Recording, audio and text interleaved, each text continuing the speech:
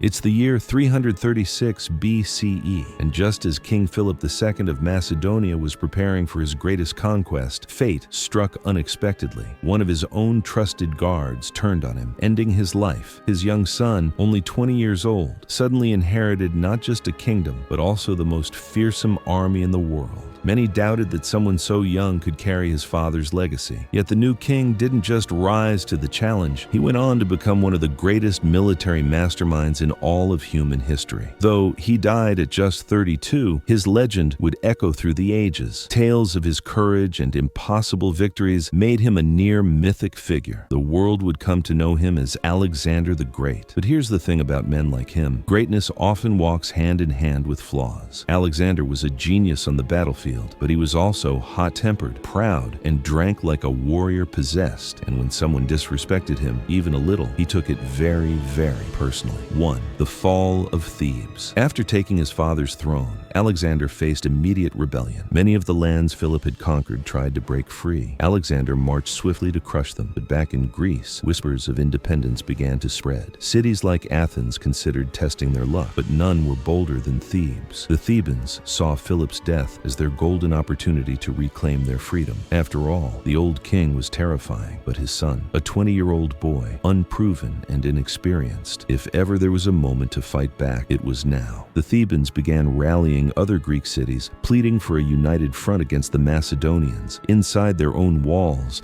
they hunted down Macedonian loyalists and started hoarding weapons. Alexander, hearing of their defiance, marched south with blinding speed, covering an impossible distance in just 13 days. One September morning in 335 BCE, the people of Thebes woke up to find the young king and his army right outside their walls. At first, Alexander tried diplomacy. "Hand over the rebels," he said, "and I'll spare the rest of you." The Thebans laughed. "Sure, if you hand yourself over first." That was it. No more patience. "Fine," said Alexander.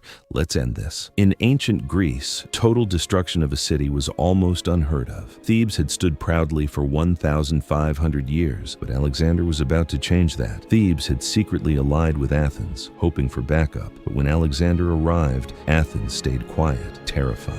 Alone and desperate, the Thebans decided to march out and face him head-on. It was a brutal, evenly matched fight, until Alexander learned that one of the city's gates was unguarded. He sent troops through, and chaos erupted inside the walls. The Theban soldiers, hearing screams from their homes, broke formation and rushed back to protect their families. By sundown, the once proud city was a sea of blood. Survivors, men, women, and children, were rounded up like cattle. Alexander gathered representatives from neighboring cities and asked them to vote on Thebes' fate. Those smaller cities, long bullied by Thebes, didn't hesitate. They wanted revenge. And so, Alexander ordered Thebes erased. His army tore it down stone by stone, fires engulfing marble until it cracked from the heat. Within days, 30,000 Thebans were sold into slavery. The ruins of Thebes stood as a grim warning, and every other Greek city quickly swore loyalty. With Greece subdued, Alexander was free to chase his father's dream, the conquest of Persia. 2.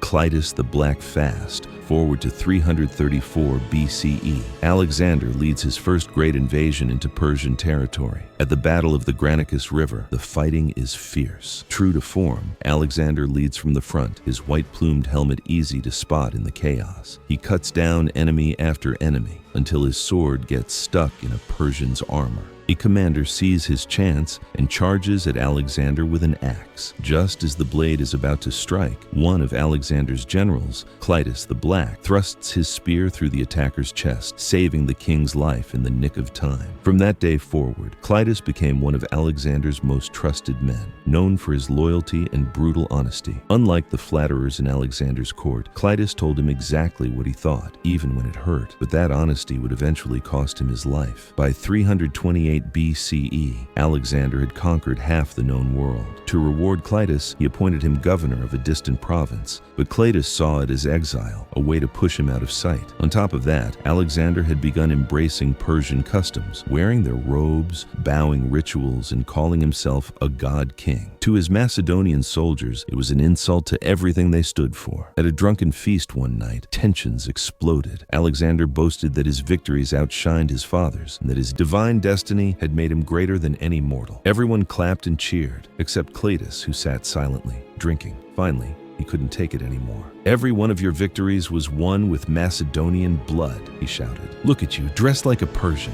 Your father was twice the man you'll ever be." The room froze. Alexander's face turned crimson. He grabbed a piece of fruit and hurled it at Cleitus's head, screaming. Cleitus lunged at him but was dragged away by guards. For a moment, it seemed things had cooled down, but then another insult from across the hall. "And your father was still greater than you." That broke him. Alexander seized a spear and drove it straight through Cleitus's chest. The room fell silent. As Cleitus collapsed, Alexander realized what he'd done. The man who once saved his life now lay dead by his own hand. Overcome with guilt, Alexander locked himself away for 3 days, refusing food or water, cursing himself as a murderer. Though he'd conquered nations, this act left a wound he could never erase. 3. The Siege of Tyre. By 332 BCE, Alexander's campaign seemed unstoppable. He'd crushed the Persians and taken nearly every coastal city, except one, Tyre. Tyre was a fortress island, half a mile off the coast of modern Lebanon, surrounded by high stone walls in the Mediterranean Sea. When Alexander asked permission to visit their sacred temple, the Tyrians told him to get lost. Big mistake. Alexander took the rejection very personally. So, he decided to do the impossible, build a bridge through the sea. His men dumped rock and sand into the water, inching toward the island day by day. The Tyrians mocked him at first, but as the causeway grew, panic replaced laughter. They launched attacks, sent divers to sabotage the foundation, and even burned ships to destroy the bridge. But Alexander rebuilt it each time, stronger and wider. After 8 relentless months, his bridge finally reached the island. The Macedonian army stormed the walls. The battle was merciless. 8,000 defenders killed, 2,000 crucified, and 30,000 enslaved. Alexander's bridge still exists today, over 2,000 years later, permanently connecting the once island city of Tyre to the mainland. One man's anger literally reshaped the earth. 4. The fate of Batis. After Tyre, Alexander swept toward Egypt, but one fortress stood in his way, Gaza. Its commander Batis refused to surrender. He and his warriors swore to defend the city to the last. For months, Alexander's men built earthen ramps to reach the walls, enduring boiling oil and arrows raining down. During one assault, a bolt pierced Alexander's shoulder, but even injured, he led his troops back into the fight. Eventually, Gaza fell. The city was enslaved, and Batis was captured alive. Brought before Alexander, Batis refused to kneel. The young king saw not a prisoner, but an opportunity to live out a childhood fantasy. Alexander idolized Achilles, the hero of the Iliad. And like Achilles dragging Hector's body around Troy, Alexander ordered bronze rings driven through Batis's ankles, tying him to a chariot. Then, with cruel satisfaction, he rode in circles around Gaza's walls, dragging the man behind him. Batis died from the torment, and Alexander once again proved that for all his brilliance, mercy was never his strength.